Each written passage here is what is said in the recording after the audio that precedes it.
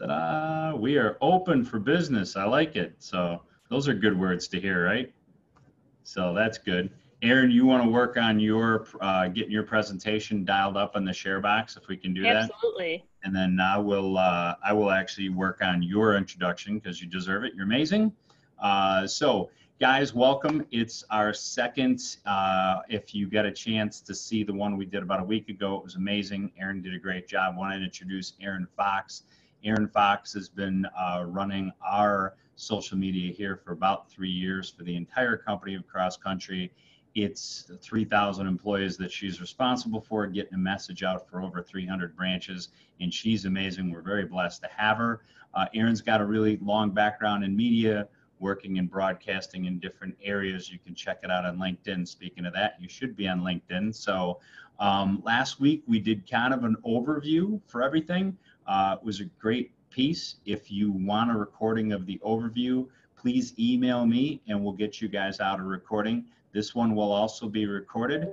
And with that, I'm going to turn things over to Aaron Fox, who's going to cover advanced social media marketing tactics. And I'm really excited to hear about this. So welcome, Aaron. Yeah, absolutely. Thanks for having me. Great to see you again if you joined us last week. If you didn't have an opportunity to join us, like was mentioned, we just went over the basic principles of social media, the basics of what you should be doing on the platforms, and then the differences between the different social media platforms that are available. What demographics are there? What audiences can you expect to find there? And where maybe is it the best use of your time to be spending for your business? Today's presentation is going to take it to the next step. So the assumption is that the folks on the call are already using social media. You're comfortable with the platforms you're using and the basics of posting. This is just to take things to the next level. So first, we're going to go over some advanced best practices, and what that means are tips and tricks that are going to apply to multiple social media platforms. So hopefully they should hit you whichever platform you're spending most of your time on. And then we're going to dive into what I think are really the four most important social platforms right now, and where I think there are the most questions from folks, with tips that are going to be specific to those individual platforms. And so I did want to see if we might be able to throw up a poll. Yeah, we just put the poll up in front of everybody here. So one of our polls are, if you guys want to check off what you're most interested in learning about. Aaron and I were talking before the broadcast began that if you guys really have no interest in LinkedIn, for example, then we'll do a deeper dive in Facebook, Instagram, and YouTube. So if you guys could take a second, fill out the little social media platform survey that just popped up, complete that, and then Tony's going to give us a little bit of an accounting on that. We also have a chat box here. So as you guys are in here, if you have questions on the chat box, fill them in, and we're going to cover those as we go. We did that format last time. It was pretty good, a lot of interaction there. So let us know what you really are interested in. Again, if everybody's interested in everything, cool, we're going to cover it. If not, we may skip one of these platforms. So Tony, how are we doing on our responses? So we've got 80% on Facebook, Okay. 60 for Instagram, and LinkedIn is at 50%. YouTube is the least at 33. We've got 2 people that voted for that, 3 for LinkedIn. Okay. And, yeah. Great. That's kind of what I expected. So that's kind of why I organized how we'll move through them the way that I did. Hopefully we have time for all, but if you guys have lots of great questions, and I mean, this is really for what you want to get out of it. So if we spend a little bit more time on Instagram and Facebook, we can always go over the other pieces quickly. And always, if there's like one individual who has an interest in something really specific, I'm always happy to shoot an email or to record a quick video on my phone and email it over. If it feels like something kind of unique to one user, happy to send you guys something offline as well. Cool. Awesome. All right, we're ready, Aaron. So let's hop into it here. So advanced best practices. I actually typically go over this in the more introductory piece of the presentation. We didn't talk about it last week. So I'm hoping everyone on the call understands what a hashtag is, but I find one of the most frequent questions I get from users who are trying to hone in on their strategy is exactly how best to use hashtags and how many to use and how to use them on different platforms. So just as a quick review, a hashtag is a way that you can link content you're posting on any social platform so that it's discoverable. So a couple different examples of how you can use them. Maybe there's a holiday or a popular trending topic going on. If you use that hashtag, you'll be able to see everybody having that conversation. So something that I tend to see folks doing often is trying to tie all their social media together, meaning I want to post the exact same thing at the exact same time on all of my platforms because it's easy, right? It saves me time, and that way I'm active everywhere. The reason I always, raise the red flag in doing so is that even though that content may make sense on all the social media platforms you're using, each of these platforms are used a little bit differently. Copy is used a little bit differently. How you tag people is used a little differently. Photo sizes can change. So it's important to customize and tailor things just slightly to fit each platform. And the place that this is the most true is in your hashtag usage. So if you look at the bottom of the slide, I have how many hashtags are kind of most appropriate for each platform. And you can see Facebook, Twitter, and LinkedIn, it's just a couple hashtags. Instagram is completely different. So what that means is in your Facebook, your Twitter, your LinkedIn, you're going to use your hashtags oftentimes in the body of the text that you're using, whether it's for your tweet, your Facebook post, your LinkedIn post. Kind of the easiest example would be, the show Tiger King. Maybe you want to say, oh my gosh, can you believe it? I just watched Tiger King. It's crazy. I actually haven't seen it, so that's all I can really say about it. But you would use the hashtag Tiger King in the sentence where you are referencing it, and that way it's kind of loaded into your text. On Instagram, it is much more common and much more expected to use way more hashtags. And they are often used not in the copy of your text, but actually in the first comment that you leave on your own post, or you can leave like a couple of spaces behind your original text and leave a vast amount of hashtags there. What I see happening is that most folks will just take that huge clump of hashtags and post them at the end of their Facebook post, post them at the end of their LinkedIn post. But that's not actually how those platforms are used, and that's not what's seen as a best practice there. Oftentimes, it's actually a bit of a turnoff to a user who's a little more advanced because it kind of shows them that you may not really be using the platform the way it's meant to be. Even though you can use more than 10 hashtags on Instagram, the sweet spot that social media marketers find is that 9 to 10 is usually a best practice. So while I definitely suggest using them, be sure you're using the appropriate number on the appropriate platforms. And particularly for Instagram, take advantage of the fact that people expect that larger number of hashtags and be sure you are using those and including those. Did you have a question? I did, Erin. So I might be pulling this back to the novice portion of the class, but if I'm posting something on Facebook and let's say I want to do the hashtag CCM all in, and do another hashtag about refinance or whatever. So I'm going to do those two posts. Or if I'm a realtor, for example, I'm going to do the hashtag about my team or maybe a hashtag about a piece of property. When I put those in Facebook, is it automatically getting to other media platforms? Or, I mean, what purpose, I guess, does that serve when I drop those two hashtags in on Facebook, for example? Yeah, so it makes it searchable within the platform itself. So if you posted, if your team had public profiles, maybe there's 10 realtors on a team using the same hashtag, I could click that in Facebook and then see every post about it. If it's a much larger conversation, like in that Tiger King example, how many people are talking about that? You click on that and you're going to see, a ton of content. So the strategy behind it is either to try to get yourself into a conversation that's happening with quite a few people. Okay. You of course want it to be a conversation that you actually have content about. Something that used to be popular on YouTube is to just like make a video about whatever and just put like Lady Gaga and like stuff that was popular, even though your video had nothing to do with that, to get it in front of people. You want it to actually be about the content you're posting. But one strategy is to get yourself in front of a lot of people, while the other strategy is to kind of organize your content, like in that example of a team of realtors that have a hashtag. Well, this way someone can click on it and they can get a good idea of what our entire team is doing. Like here at Cross Country, we have a culture hashtag, CCM Crazy Good.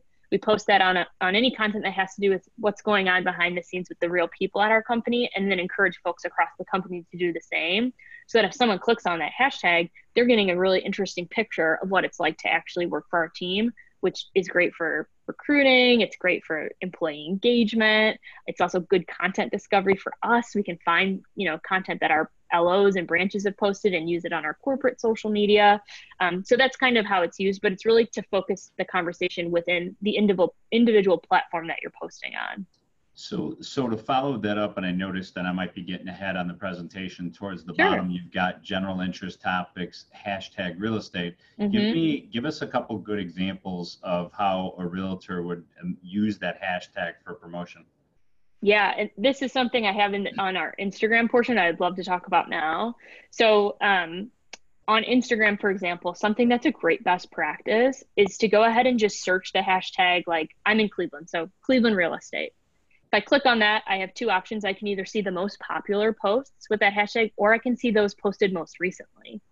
And then I can go through and click through all those posts and I can engage with them. So what we do from our corporate account is we see a post from a realtor. We like it. It's a photo of a kitchen. We comment, beautiful kitchen. On to the next one, on to the next one. This is actually a tip that comes from Gary Vee, if you guys are familiar with him. It's a video that he actually made for realtors. What happens is, even if you comment on 100 of those photos, or you like 100 of those photos, 90 people might be like, I don't know this person, ignore it. But 10 might say, oh, who is this? Click on your profile. Oh, they're a loan officer. Oh, they're a realtor. Follow or like or start to view your content. Or actually, I have been looking for someone in my community, shoot them a direct message. So that's true of anything you're interested in. Maybe for our audience, maybe your goal is to really grow your brand in your certain community. So maybe you're just going to search for hashtags that have to do with the city you live in. And you're going to find great posts about people doing stuff in the community or businesses that need support right now, and just comments, get your name out there in front of people. That's what social media is kind of supposed to be about. It doesn't have to just be people you know already. It's totally appropriate for you to engage on content that someone else has posted, and it gets you out there. And like I mentioned, even if a certain number of people are going to kind of ignore it, there will be those people who it causes them to follow you. It causes them to be aware of you. It causes them to engage with you. And that's really your goal. That's great. Thanks, Erin. That's awesome. That's really cool. Yeah, absolutely. Like I said, if you guys are familiar with Gary Vee, he's an entrepreneur who that's really how he grew his success on Twitter. He started as a wine dealer, and he would just search on Twitter for hashtags of people talking about Pinot, people talking about Malbecs, and he would go in and just tweet them about it. And suddenly his brand grew and grew. So I recently watched a video where a realtor asked him that same question. That was the specific advice he gave. So I always try to send that out as well. And how do you spell his name? His last name is like Vaynerchuk, but if it's Gary, you just put like Vee, and you'll find him. He is someone who just grew incredibly successful using social, and now just has media companies. But he does a lot of video advice about how to grow your brand on social. He's he uses swear words. He's very off the cuff, but it's really inspirational content. I definitely suggest it if you're kind of looking for advice in this. In social, he's a good person to follow. Cool. Awesome. Right. So that's hashtags. Last week we talked about video and how important video is on social. So this is less a pitch to explain why video is important and more thinking about folks who maybe are using video now on how you can take that to the next level. Something that people ask a lot about is, what equipment do I need to make my videos really stand out? And you don't necessarily need to spend much money, and you don't necessarily need to buy like a DSLR or a big video camera. Your phone is still an exceptional piece of video equipment. Really, any modern phone today, the video quality is incredibly high. But there are a couple pieces of equipment that I would suggest to folks if they're thinking, I've been doing videos, but I really want to take it up a notch. And those are the ones listed on the screen. And I have a little photo example of what a setup like this kind of looks like. So the first thing I suggest is what's called a ring light. And that's the circle light that you see on the phone. So they're not very expensive at all. It's a circular light. Oftentimes your phone goes right in the middle of that circle, and it gives you just great lighting on your face. It's sometimes called the selfie light. You'll start to notice it now when you follow celebrities and influencers online. You'll see a little ring in their eyes. It's because you can see the ring light being reflected. But this gives you beautiful lighting on your face. and it kind of just makes the video look a little bit crisper. So definitely suggest a ring light. The second thing is a phone tripod. So these are very inexpensive. You can see that's the piece in the photo that's got the 3 legs coming down. They're small little tripods. You just mount your phone right on it. Usually there's just something you lift up, you set your phone in, you lift it down. But the legs are often moldable and movable, which means you could be sitting in your car and mold it onto your steering wheel. You could be standing in a kitchen and mold it to the edge of a fridge. You can even just kind of twist it like this and grab it and use it in a selfie mode. What that does is it keeps your phone nice and steady, and it gives you that ability to have your arms free if you're used to like kind of holding your phone, and just kind of takes it to kind of that little bit more of a professional look.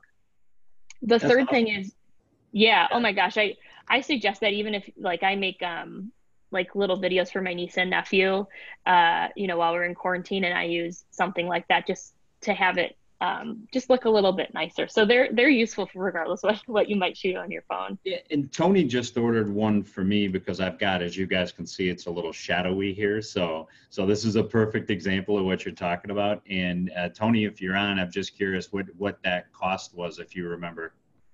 I think you got one that stands up on the ground, like from the ground. So it was about $50. Okay. So it had the tripod and actually that, but maybe just not the moldable one. So. Yeah. And it holds your phone in the middle of the light. So it's a really nice one. Yeah. Cool. And in that case, you don't need to buy a phone tripod probably, because it's got that tripod built into the ring light. And so that kind of saves you the cost of getting that. That's awesome. So I'll get rid of the shadow I have. So yeah, I know. Well, I'm lucky I get to sit next to a nice big open. I have a big sliding door next to me, but if I was like in an office or like a little bit closed in, I feel like I would need that even for doing, Zoom meetings. So the next thing I would suggest is what's called a shotgun microphone. This is going to be a little bit of a more expensive purchase, maybe in the like $100 range. But that's the piece on the far right sticking out of the phone. So they have microphones that connect right to your phone cable. Like I have an iPhone, so it's like that lightning or whatever. It goes right into that. And it just takes your audio quality and makes it a lot more professional. Completely not needed. The phone quality or the audio quality on your phone is fine, but just thinking specifically for realtors, especially if you guys are doing like behind the scenes video in a home in an open house and there's no furniture and it's echoey, or when you're outside in front of a home and the guy next door is mowing his lawn and the birds are coming by, having that extra audio quality can take it to more like that, almost even that podcast level. In fact, some folks use these microphones if they're doing like little interviews and getting audio for other types of uses. So that's certainly, those 3 products together gives you the setup similar to the photo there. And that's what would take you from, this is awesome, I'm doing videos, to, wow, someone's really going to stop and notice and maybe be more likely to share this video because the quality is a little bit better. Someone asked last week about video editing software, so I did want to touch on that. I truly believe you do not need video editing software to create successful videos online. People respond to short videos. They respond to videos where you get right into what you want to talk about right away. They respond to authenticity, which means, stuff that's very off the cuff. But some people are interested in video editing. Maybe you want to add your logo in the corner, or maybe it's just something that you're personally interested in and you want to just kind of add some more elements. The 2 platforms I would recommend for that are Adobe Premiere, which is going to work on both a PC and a Mac. And it's only $30. I thought it was significantly more expensive, but someone had asked about cheap PC video editing software last week. So I did a little digging and it's much cheaper than I thought. And then iMovie is free on the Mac computer. There are, and this is true for anything, there are so many tutorials on YouTube. So whatever it is you're trying to learn, whether it's, hey, what's the best, ring light, you can search that on YouTube and someone's done some review of 10 different ones, right? You can search Adobe Premiere for beginners, iMovie for beginners, and you'll find a lot of instructions there. So if that's something you're interested in, those tools are certainly available. I mentioned last week, I think it's over 80% of videos online and on social media are viewed without the sound on. And that means captions are incredibly important when you're posting videos online. Now, if you take a video and you post it to Facebook, and if you take a video and you post it to YouTube, both of those platforms have built-in captioning, which means you can go into your video settings, turn that captioning on, and they'll automatically put it in for you. Now it's about 90% correct, which means you have to go into the tool and kind of watch the captions happen and say, oh, it's Erin, E-R-I-N. Let me just fix that one. But it's pretty quick. However, there is a site that is like such a godsend when it comes to captions, and it's called rev.com. You can send them any video file and they send you back the captions file for you. Now, it's been a bit since I've been on their website, but if the video is under like 5 minutes, I think the return time is a couple hours. And if it's an hour long video that you send them, I think the return time is 24 hours. It's very, very cheap. And it's a great way if you're posting a video to LinkedIn, for example, they don't have built-in captions. You can just shoot your video to rev.com. They'll send you the captions file. You can upload it right to LinkedIn there, or then take that file and be like, well, now I don't have to go through and edit those Facebook captions or those YouTube captions. They come back with 100% correct caption, based on what you said. The other thing is, if you're posting a story on Instagram, you don't have that option of uploading a captions file because it's happening right on your phone.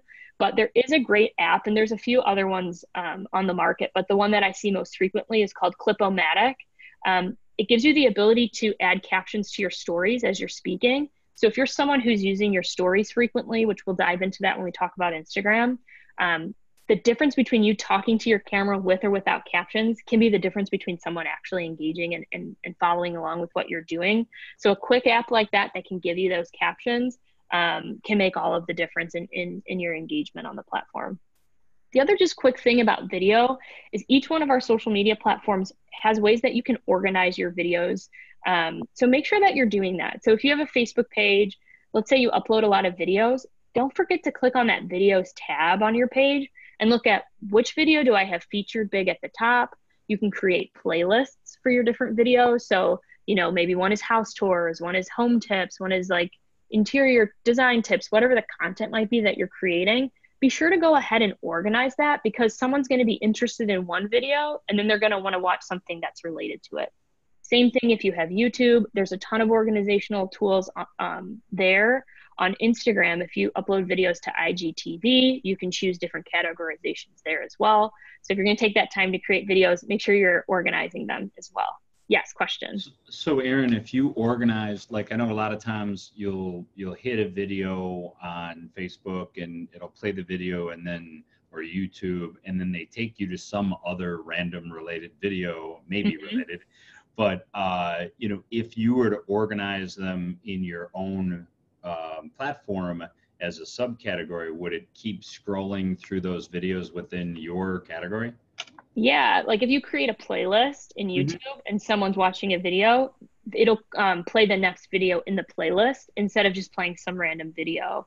The other thing specific to YouTube is you can customize that ending, and you've probably seen that where someone pops up and they're like, thanks for watching my videos. Click here if you want to watch my tutorial about this. Click here if you want to watch this. So YouTube especially, you can really get in and make some edits to customize that, but Facebook has that playlist feature as well. Okay. All right, cool. That's good. I did put the link for the Clip-O-Matic into the chat as well for everybody. So. Awesome. Yeah, perfect. So going off video, the other piece that we talked about last week that can be really important is live video. So kind of diving a little bit deeper into live video, keep in mind that you first want to kind of pick which platform you want to stream live on, because there's quite a few. And unfortunately, you can't just go live on all of them at once. So just to make sure that we understand the differences, Facebook gives you that option to go live in your feed, which means it's going to be a post on folks' timelines. YouTube gives you that ability to go live in a video. And those two platforms also archive your live. So I'm going to go live on Facebook. I'm up there for about 30 minutes. Once I turn it off, it gets archived as a video that can be put into my playlists and organized on my page. Same with YouTube. Instagram has that ability to go live, but it doesn't happen in the feed. It's in the story, which means that it goes away after 24 hours. It's not a part of your feed. Even though Instagram is owned by Facebook and you would think that they would tie together and let you go live in both places at the same time, as of right now, they're not. So you can't just stream to both places at the same time. I have seen that they're working on that though, which to me would mean that would be the best place to go live. I just wanted to mention it, but there is a platform you may have heard of called Twitch, which is a live streaming platform. It's really more so used by younger users, most frequently for folks who are into gaming. So they'll live stream the video game they're playing, and then in the corner is like a little video of them while they're playing the video game. But I've seen lots of people use it for other industries, mostly because it's a really crisp and clean interface, and it has some great built-in options for streaming. You also have the ability to give donations through the platform while you're watching. So I've seen people do it, maybe if they're raising money for a cause. So I wanted to mention it because it is a live streaming tool, but it doesn't have that social media, built-in feature that, like, when you go live on Facebook, for example, all your followers get notified that you're live. Or when you go live on Instagram, all of your followers get notified that you're going live. So to me, that's one of the benefits of doing it, is you're staying top of mind to those audiences. So that's really why I would suggest going live there versus Twitch, but just wanted to point it out. And then LinkedIn is beta testing live streaming right now, so that should become available to folks pretty soon. Cool. So those are the platforms. It's important to pick the one that you want to post on. And then just some quick rules to live by when it comes to live. You always want to set an appointment. So you don't want to just go live out of the blue. Whether you go live, the same time, like maybe every Wednesday morning you always go live, or you're just doing a one-off, make sure you tell folks on the platform you're streaming on that you're going to do it. Give them a couple of days notice. Like, especially even if you're going live in your stories on Instagram, like let's say you're going to go live on Wednesday, on Tuesday in your story, say, hey guys, I'm going live tomorrow. I'm answering questions. Do you have any questions for me? You can upload that, questions box that they have in stories for people to submit them, so that when they get that notification that you're live, they already know what it's about. So they might be more interested to click in because they've gotten that warning. You definitely never want to script your lives. You don't want to be reading off something, but it is important to have an outline. And in that outline, it's important to choose what your call to action is going to be at the end of your video. Just sign off and say bye is losing that opportunity to say, okay, but what do I want people to do next? And just choose one option. And maybe it's, hey, I go live every week. You guys make sure you follow this account on whatever platform it is. Or maybe you want to send them to a website, or maybe you want them to go and try something and let you know how it goes, or shoot you an email. Whatever it is, choose one and make sure you have one. And that's not just true for live videos, that's true for your recorded videos as well. A really good tip that I read recently was don't wait for your viewers. And that's true particularly for the platforms where you're going to have that archived video, right? So if you're going to go live on Facebook, what we tend to want to do is wait for the viewers to pop up. So we'll sit there, make a little bit of small talk for a couple minutes. Hey guys, we're just waiting for viewers to roll in. How was your weekend? The problem is once you archive that video, that's what's going to be in the beginning. And most of your views are going to come from the archived views. So they're probably not going to stick around past the chit-chatting. So get right into it. Pretend you have people there. The trick is, throughout your live video, find a way to remind folks who you are and what you're doing, so that you are introducing the people that just jump into the middle of your content to what you're doing. So like if this was a live presentation, after every couple slides, I might say, yeah, so it's Erin, we're going through those advanced social media practices. Next up is live video. That way people get some context without you having to wait so long at the beginning of the video. The other thing is live video is so great for Q&A. And I think almost everybody, when they do a live video, answers questions during. But make sure you've brought questions to the table to ask yourself. Either pretend someone submitted them or just go out and say, here's some common questions. But that way you're not sitting there waiting for questions, especially because folks tend to send one in after it seems like somebody already has asked. People don't tend to want to like rip off the Band-Aid and be the first one to leave a comment or the first one to ask a question. Even if you have a friend or a coworker who could watch and comment a question that you've sent them to comment, that way it kind of breaks the seal, so to speak, and other folks start diving in.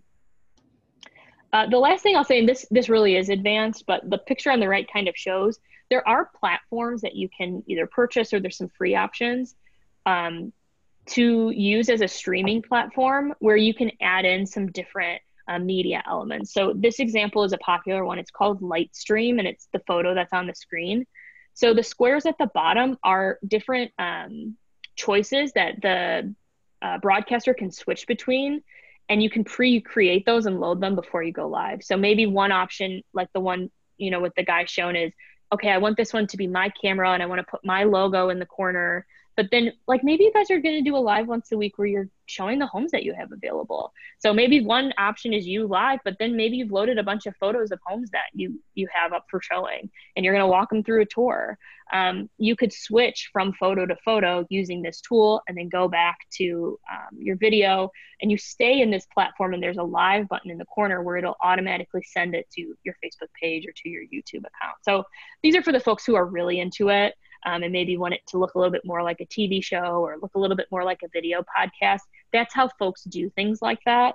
But again, I would make sure you do some research and YouTube some tutorials if that's kind of the route that you want to go down. That's great. So really quick, and more so because I know a lot of folks are interested in Instagram. If you don't have tools available to you through your guys' companies, and I know certain, real estate companies have resources for this stuff and some don't, but if you feel like you want to do some graphics or some editing, or maybe you're just someone who's interested in design when it comes to your social media, there are some really good tips and there are some good platforms out there. So I want to touch on that just for the folks who are interested in it. The first thing I'll say is, and particularly on your Instagram, make sure you have a brand aesthetic that you've designed for yourself. And maybe that's already taken care of by your company. Like everyone in my company uses orange, and we have to use this typeface. So that's figured out for you. But if you have a little bit more flexibility, or that's something you're interested in, pick one color or pick a couple different colors that really represent you and your brand. Pick the same typeface, meaning font, right? The same font that you're always going to use. For example, when we use Instagram stories at the company, I always use the same option for text in our stories. I don't switch between the typewriter and the bold one and the script one. No, it's always the same because I want that consistency. So make sure you're having that consistency for yourself. And then if you want to create custom graphics, but you're not a graphic designer, you don't have access to Photoshop and some of these tools, there are some really nice free options out there. And the best one is called Canva. Canva is a site, it's free. There's a pro version, but it's free. Where you can create social media graphics. So you log in, you choose which social media you want to create. So is it a Facebook header? Is it a post on your feed? Is it an Instagram story? Is it a LinkedIn post? So then it's automatically the right dimensions. And then they have tons of templates for all different types of graphics. And you can just search like invite or flyer or birthday graphic or whatever. They'll load in the template, and then you can customize it. You can put in your text, you can change the fonts, you can change the colors. There's a huge library of icons and different things. So you can very, very quickly create stuff without necessarily having much of a personal eye or interest in design, because it's all very templated, but it's very modern, it's very cool, and it's very, very simple to use. The other two sites that I'd recommend for when it comes to graphics are Pexels and Unsplash. Those are both free sites that have free stock photography that doesn't look like cheesy stock photography at all. The reason I really recommend that for you guys is there is so much interior home photography in there. It's beautiful, it's cool, it's chic, it's trendy. Some of it is very, very high end, but some of it is very, very approachable. And it seems like if I took a picture of my couch right now, it would look like it. So if you're looking for content for your Instagram, a great road to walk down is to feature just great design, feature different types of trends, feature different types of home layouts. That content, that aspirational home design content is very, very popular on social media, particularly Instagram. And if you're not able to go out and take a bunch of photos of different types of homes, especially right now, you can go on these sites and for free, and their Creative Commons is open, which means you're allowed to use it. You can just download those photos and start featuring those, and it'll get a conversation going about design. People don't assume that, you've taken them yourselves. So that's a great, powerful tool, particularly for this industry. We actually use that a lot for cross country as well. So another thing people ask me about a lot is how some people get these great designed Instagram stories. Like they see the tools they have available to them in Instagram, and then they're watching some influencer story and they're like, where are they getting this type? I don't have that. How are they getting these cool frames? There are add-on apps where you can really get a lot more designed with your Instagram stories. The one that I use is called Unfold, but there are a ton of options that you can look for in the App Store. But this is what I'll use. Like, for example, when we had an event for our loan officers, our top producing loan officers, like all went on a trip in Mexico. And I knew there was going to be so many photos and videos from that event. It was going to be a whole weekend. And I wanted something that was a little bit more like a storybook and more interesting. That's when I used Unfold and really designed where I could have multiple photos and videos in each frame, bring in some text and really tell a story. So people who are really looking for more of that like design insight, Unfold is something that I would recommend for you. And then another thing people ask about when it comes to Instagram is like, how come when I look at certain influencers and I look at their feed, does it seem like all their photos are the same? They're like equally bright and beautiful. Like I'm looking at this chef's Instagram and all of his food photos look like they were taken on the same day. How are they able to do that? Are they just really good photographers? The secret is they use something called a preset. And again, this is really advanced, but I know some folks are interested in stuff like this. So you can search Instagram presets, and there's even some that are specifically for interiors and homes if you're kind of featuring those kinds of photos a lot. And all that you do is you use an app on your phone, or you can download the product. An example is called Lightroom. And what they do is they download that preset, which is just settings for a photo. And every photo they take, before they post it to social media, first they upload it to that app Lightroom, they add that same preset, and then they save it. And what that does is it adjusts slightly every photo you take, but it adjusts it enough where they all start to look the same. So for people who are really interested in aesthetic and design, those are some of the tools of the trade that people are using. Might be interesting for you to take a look at. Okay, jumping into analytics. I don't think I touched on analytics last week. If you are posting on social media, you need to be looking at your analytics. And my suggestion is to always do it on a monthly basis. So set a calendar reminder for like a couple days into the first of the month, look at my social media analytics. So every social media platform that you use has analytics built in. It's free. It gives you that ability to look at them.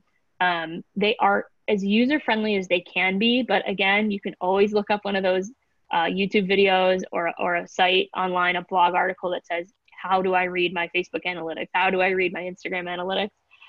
But the three key data points in all of those are always number one, and most importantly is engagement, which is when I post something, how many times does someone comment on it, like it, share it, click on a link, click on a video? That is your key data point. When something has a lot of engagement, that tells you it's really successful and to do more of it. If you spend a bunch of time on a video, like you got those Rev.com captions, you did your ring light, you got that great sound, you know you're going to kill it with this video, and no one liked it, no one commented on it, that's a warning sign to you. That's going to say, okay, I know this is interesting. What am I doing wrong? Why didn't this get the engagement that it needed? So engagement is very important. The other two numbers to look at, and there's oftentimes confusion between them, so I wanted to break that out. So impressions is how many times a piece of content is seen. But it doesn't necessarily mean that it's not seen by the same people a bunch of times. So maybe I'm looking at my own video a ton of times on my page. I look at it 50 times, like that'll be 50 impressions just from me. Reach is unique views. So how many unique users see it? I look at my own post 50 times, but it's one data point in reach where it would be 50 in impression. So I kind of look at reach and engagement. How many people individual people actually saw this post or all of my posts for like the last month? And of those people, how many times did someone feel the need to react to it? What that teaches you every month is what is working and what is not. And the stuff that is working, do more of it. Even if it's something that you're kind of surprised by. Something that I think is kind of cheesy is when people post like a motivational graphic, right? Motivation Monday. You want to know why we do it all the time? It gets some of the most engagement out of all the content we post. People really respond to that on social media. Regardless of my personal opinion, if that's what the numbers are saying, we're going to keep doing it. Hey, Erin. Yeah. So, Yeah. And this might segue into the next slide, but okay. So you mentioned engagement. What if what do you do for lack of engagement? So you put this beautiful piece out there and you look at the analytics and you're going, why did nobody see this or open it or create an impression, if you will? Yeah, so a couple of things. The first and most easiest one is, does anybody actually like your page? If you have a really small audience, you can't expect, even if it's a great piece of content, if you're saying it in an empty room, no one's gonna, engage with it. So you might have to put, maybe you're putting the cart before the horse and saying, well, I'm creating amazing engagement, but I haven't reached out to people, to let them know that this page exists. I'm not sharing it on, if it's a business Facebook post, I'm not sharing it to my personal, or what are you doing to make sure, number one, that there are actually people who have the opportunity to engage? But if you feel like you have a good following and you see that that reach number is high, but the engagement is low, then either two things are going on. The first is the content is not of interest, or the way the content's being presented is not working. So maybe for a fact, hey, when I talk about this, people love it. This is really interesting, whatever the content topic is. Well, if it's a video, does it have those captions? Are all these people seeing it, but no one's actually listening to what I'm saying because the sound's off? Or did I spend the whole first minute of the video doing a big intro on myself and I never got into the meat of what the content was? Either something is wrong with how it's being presented or the content itself is just not of interest. So that's when you start to play with those things. And that's why I give those best practices, so you don't have to do the guess and check. Don't spend any time at the beginning wasting, chit chat or whatever. Get right to the heart of what you want to talk about. Keep that video to about a minute long. Have those captions on there. Have that call to action at the end. And maybe the call to the action at the end needs to be something that encourages engagement. Maybe you need to ask a question at the end and tell people, hey, please leave a comment about this. When you guide them to do so, they'll be more likely to engage with the content. Yeah. Is there a standard for the number of, better question, is there a standard for the percentage of reaches you should have based on your, the people that are in that group? And is there a standard for engagement? So you got 1,000 people on your platform. What should you be targeting for percentage for reach and engagement? So I don't know like a standard percentage for engagement, but what I will say is I have heard that your expectation should be and this is a sad number, and this is specific to Facebook, of your Facebook audience, you should expect 1% to see your content reach. Wow. So of all the people that follow your page, 1% of them are going to organically see your content on their page. Wow. That's just because Facebook is making it harder and harder for you to naturally be able to reach your audience. So that should temper your expectations.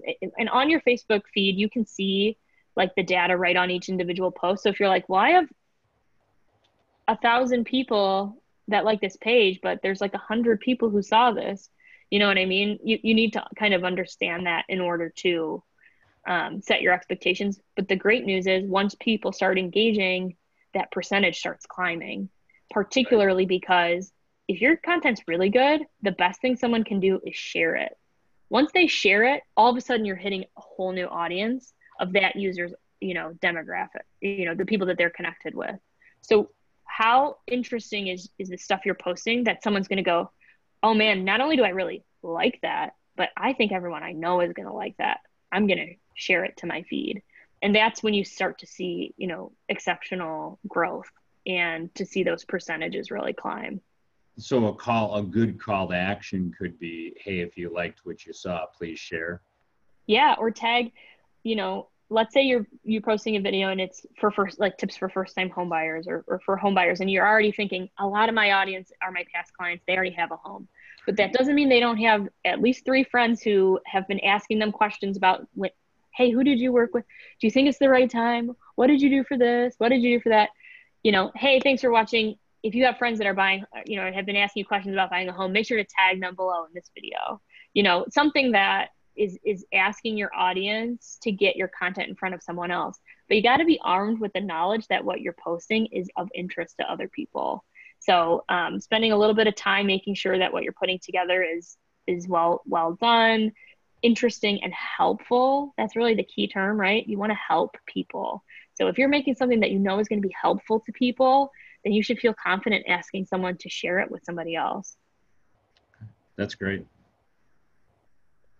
Okay, cool. So we're going to dive into some best practices for our platforms. I know we've got like 15 minutes, so I'm going to try to make sure we're using our time well. Did we have any questions from anybody before I kind of dive in?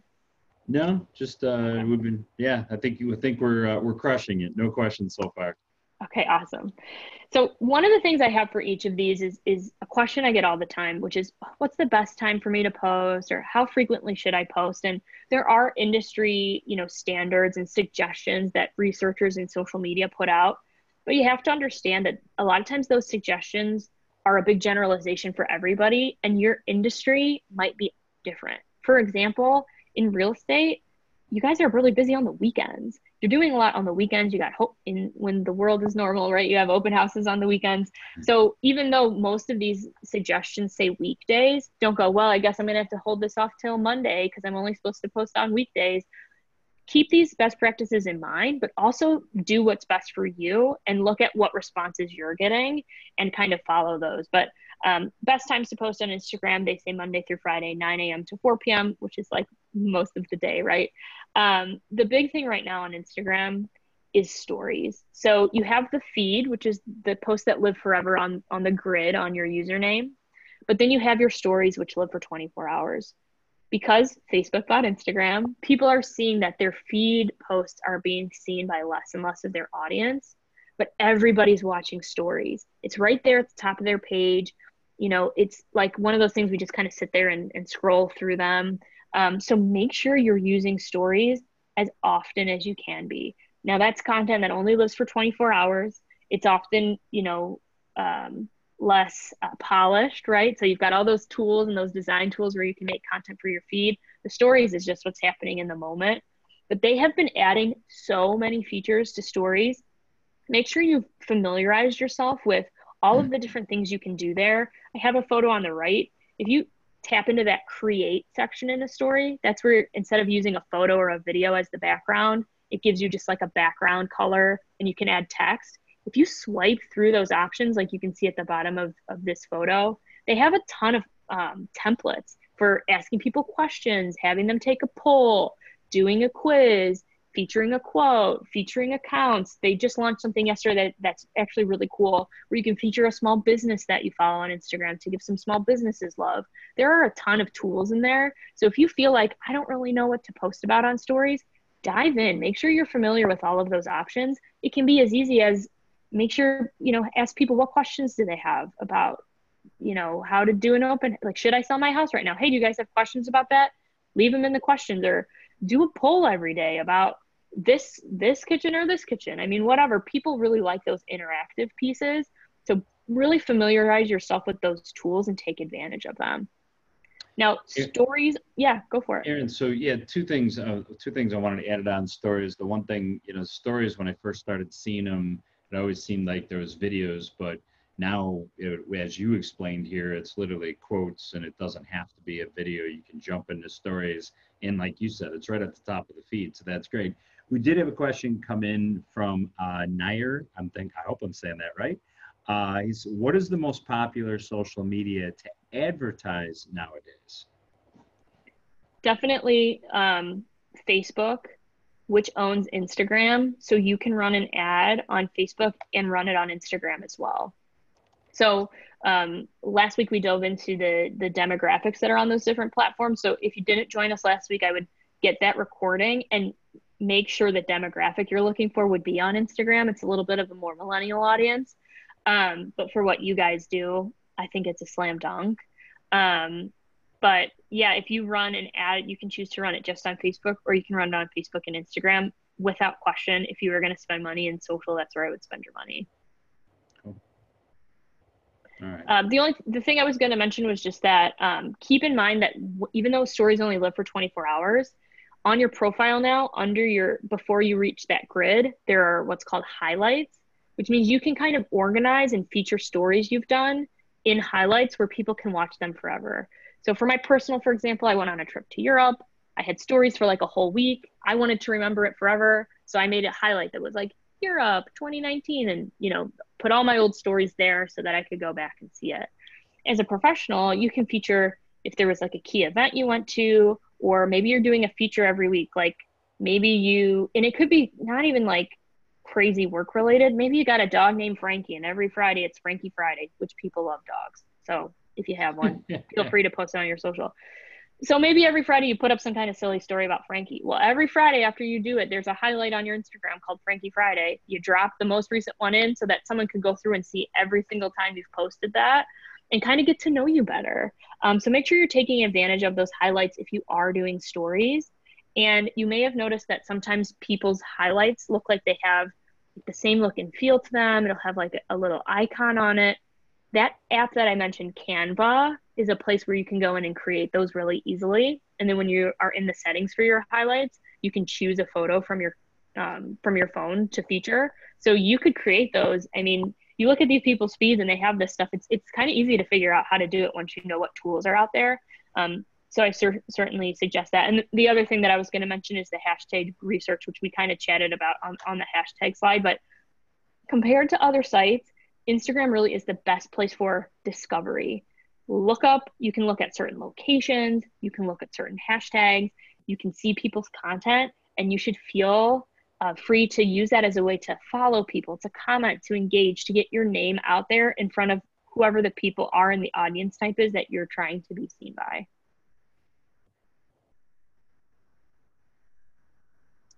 Awesome. So most of you said that you had Facebook, and I had mentioned last week, I know some folks maybe are using a Facebook business page and others are using Facebook, like just your personal account. So I know that it's different, but if you have a Facebook business page, if you're interested in things like paid ads or all the different changes and settings that Facebook is constantly coming out with, if you've never visited Facebook Blueprint before, I highly suggest it. It's Facebook's little like internal education and class center. They have so many classes. They're short, interactive online. It's not like a video class or anything. They even tell you like, this takes 3 minutes, this takes 5 minutes. If you're someone that's like using Facebook, but you feel like you need to really dive in deeper, visit Facebook Blueprint and get to know some of these different topics because it's a huge tool to you.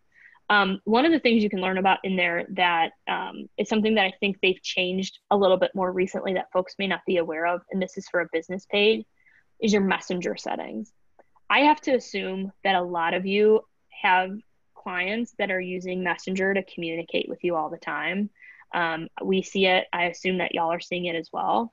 If you have a business page, there are a ton of settings you can set up with your Messenger to either get a little bit of automation going for you, or you can have an automatic greeting. So it just, before someone even shoots you a message, it says like a little greeting first. Or you can have it where during certain hours, they get a message. So maybe you're like, guys, I'm a realtor. I'm responding to messages myself. I don't need automation. I'm always communicating with my clients, but that you still have to sleep. So you could turn on an away message, during, 10 p.m. to 6 a.m. or whatever, and have it kick back in a message to people immediately.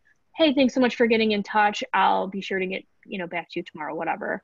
Or if you feel like you're not checking your business page often enough, and people are kind of waiting a little bit to get a response from you, there are also a ton of options in those settings for automated responses. So, I mean, you can even say, like, if someone asks this, send them this response. Or you could say, hey, are you interested in one of these 3 things? There are a ton of settings, and they walk you through all of it to really automate the experience so that you're engaging somebody, but you're not even touching the message. Not that I encourage you guys not to answer your messages, but if you feel like you're having an issue getting to things quickly, I would certainly suggest going into your page settings and looking at those messenger settings. If nothing else, make sure you have that greeting up there. That's just like a great way to kind of hit people with a kind message right away. The other thing that I have a feeling a lot of you are probably already doing this, but if you're not, this is an absolute goldmine right now on social media. Make sure you are participating in groups, particularly groups about certain communities. Groups are where the most engagement, conversation, interaction is happening right now on Facebook. A lot of them are public, but there are also groups that are private, and you have to like kind of ask permission to join. Now you can't often join these groups as a public page, so this would be coming from a personal Facebook page, but there are, for every city, for every neighborhood, there are Facebook groups for the people who live there to talk about living there. Now, you don't want to spam these groups with ads, but if you either live or work or provide a service to that community, if you jump into that group, take a little bit of time every day to engage with people, answer questions, maybe come in with a question yourself, but do it from a place of like genuine conversation, that is such a huge way to get your brand out there. You know, you don't have to hide what you do for work. I mean, you don't want to spam with like links to open houses and stuff, but coming in and engaging and letting that community get to know you is an awesome way for you to be seen and seen as authentic. And like I said, that is where so much of the engagement now is happening on Facebook. So take some time to research some groups. You're going to be surprised by how many are out there. It'll show you how many users are in them. And some of them are, for anyone who is actively in one, oh, look at that. Yeah. Well, you mentioned the dogs, so we gotta add Charlie to the to the mix. So it's huge. Yeah. But yeah, groups are certainly huge. If you're currently active in one for your community, you might also think that they're a little crazy. It's kind of insane, the stuff people come up with, but from a business perspective, there's a lot of opportunity there. Yeah, you mentioned the groups we have in Schaumburg. There's an Everything Schaumburg, and then there's an Everything Schaumburg Uncensored. So yeah, you can imagine there's definitely it can be a little landmine-esque, but I agree with you. It's a great place to find out what's going on in the neighborhood. So 100%. If you're doing events, make sure you're taking advantage of the events tools that they have in Facebook. A lot of people who are looking for stuff to do will just hop into the events tab on their Facebook and search for stuff going on in their area. So if you happen to be someone who does a lot of events and targeted events, or if you do them with your partners, be sure you're using Facebook to create events, to promote events, because people do use it as a discovery tool for events. And then just like on Instagram, Facebook has stories. If you're using both Facebook and Instagram, I would highly suggest every time you put up a story on Instagram, you can press the button at the bottom for it to go live on your Facebook as well. If you don't use Instagram, all the tips we just went over for Instagram, you can use just on Facebook for your Facebook stories, although they don't have all of the same like options and settings, but stories is just as popular on Facebook and I think is growing in popularity. So make sure you're using those as often as possible. And then again, what they suggest for best times to post is 10 a.m. to 3 p.m. Monday through Friday. But again, if you have stuff going on the weekend, feel free to post and see if that gets more engagement for you. Yes, question. Erin, do you think that the timing for the post has changed in light of a lot of people working from home? And like, does that make the times you're bringing to us, is that updated based on most people working for, a lot of people working from home? No, this research is all 2020. So it would have been stuff that was released like in January, February. Obviously people are online way more. The other thing that changes it is how much like the Facebook algorithm has changed. Like I have a friend who constantly thinks Facebook is Twitter and will post about stuff in real time is what I mean by that. So he'll be watching a TV show and be like, oh my gosh, Schitt's Creek, I can't believe it. You know, when that finale aired a couple weeks ago, and I didn't see it until like 4 days after the finale aired. You know, it's like, we're seeing stuff so delayed, I think, in the feed. You used to see stuff in real time. That just doesn't happen anymore. The way these algorithms work, like people will be commenting on things and I'm always having to check the timestamps because especially now, it'll be some article shared. I'm like, oh, that was 8 days ago. Like that's really old news at this point with how fast things are changing. So certainly I would say, keep in mind that most people are going to see your content sometimes quite delayed. So it doesn't really matter. But I do think that these guidelines are here because there is research behind it that does show it. So if you feel really lost and you have to pick a time, these guidelines are good. But I think right now people are on a lot more. So there's really no harm in posting. Somebody's probably around to engage with it. Okay.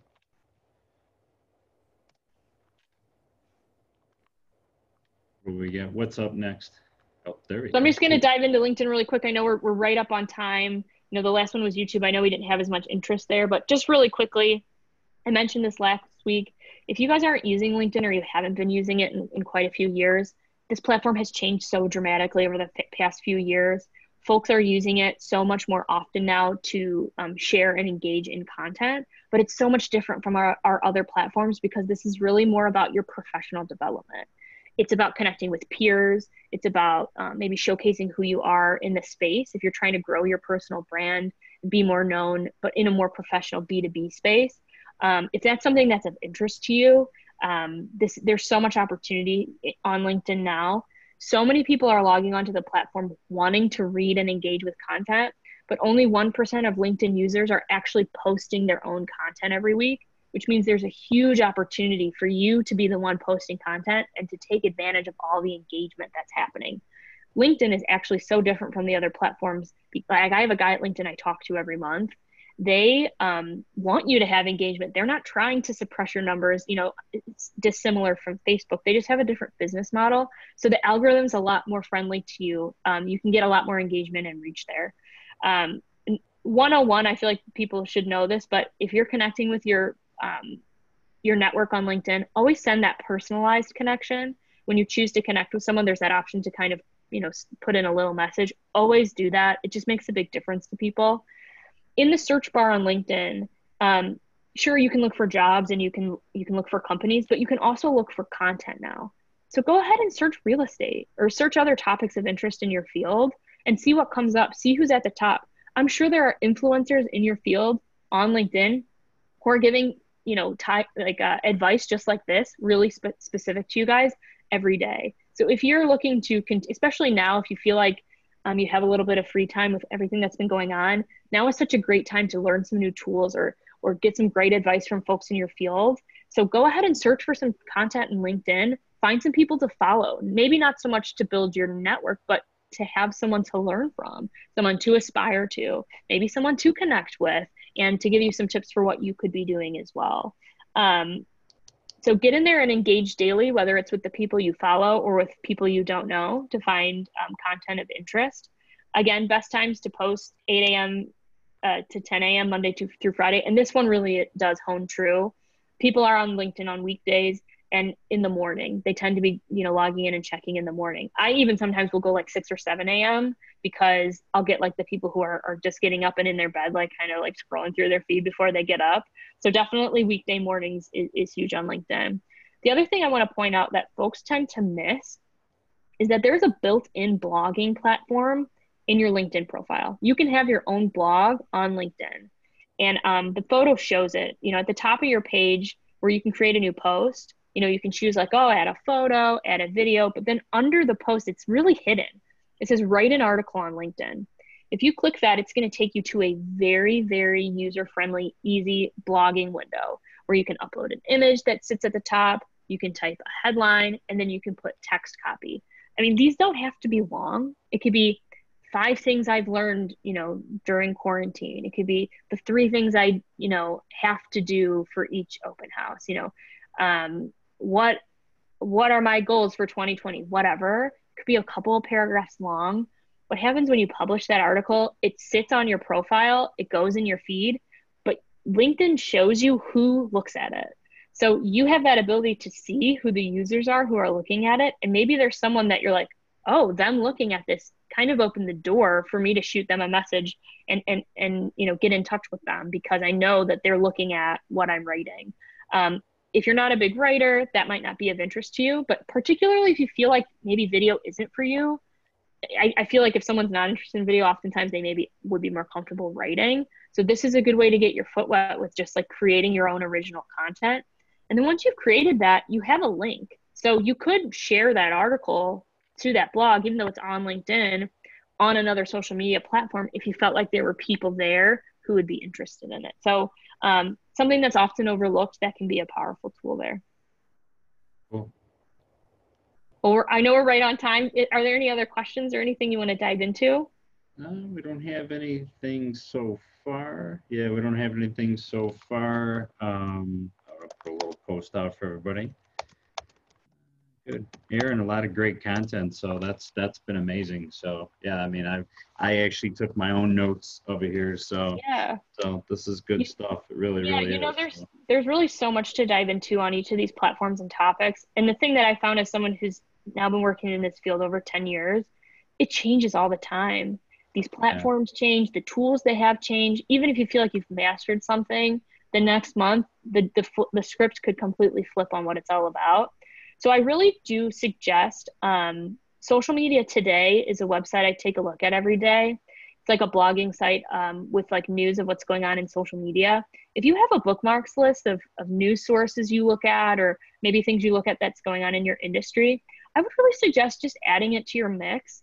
It's not necessarily just for social media professionals. Like it'll tell you like when platforms release new tools and You know, if things are going away or if things are popular, you know, if you're someone who's, you know, using social, you should be advanced enough to be like maybe wanting to try something when it's first released or being ahead of the curve on something. So go ahead and add that to your bookmarks list and kind of pop in even if it's once a week to make sure that you're keeping up with some of these, you know, changes and advancements so that you can really take advantage of how best to use these tools for your business. And what's that we should be bookmarking? And I'll type it out here. It's Social Media Today. Okay. Cool. That'll give them the latest. Things that are going on. So that's great. Yeah, it's a great site. Yeah, that's good.